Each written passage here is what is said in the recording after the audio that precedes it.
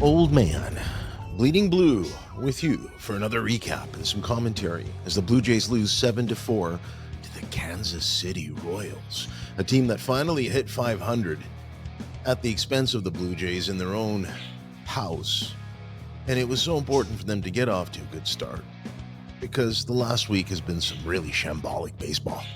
Don't fool yourselves, fans. Blue Jays have looked absolutely horrible and are nowhere near the conversation you want them to be as a contender when they've played the way they have.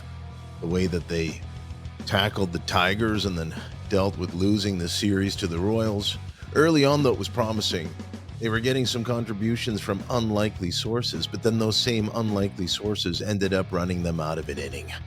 Talk about not wanting to make the first or last out on third. What about just getting lost in no man's land? That's my Dalton Varsho clone that I'm creating. His brain will be in that dynamic robot that will hopefully hit over 200.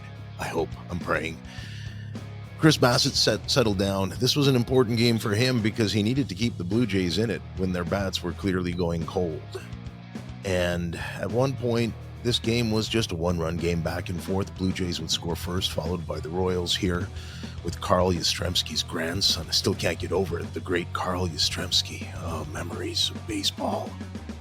But then the Blue Jays, courtesy of some unbelievable defensive plays, found themselves stymied. Is that Kevin Pillar in a beard and glasses? Because it sure as hell looks like it. I'm serious. I think that's Kevin Pillar. That has to be. That's a classic catch. We've seen that before in all fields, really. And then Bassitt really did settle down. And considering he was up against Seth Lugo, you want to see your starter go deep into this game. And you know what? He did just that. Bottom of the fifth. Loperfido gets it done and shows some emotion. Blue Jays playing inspiring baseball back on top, going back and forth with Kansas City in a game that, as I mentioned, seemed like it would be close. I was documenting it. Look at that book. What a gorgeous book. But then Pasquantino steps up and changes the narrative. And the Royals take the lead again. And they won't go away because when you're a hungry team trying to get back to 500, it shows.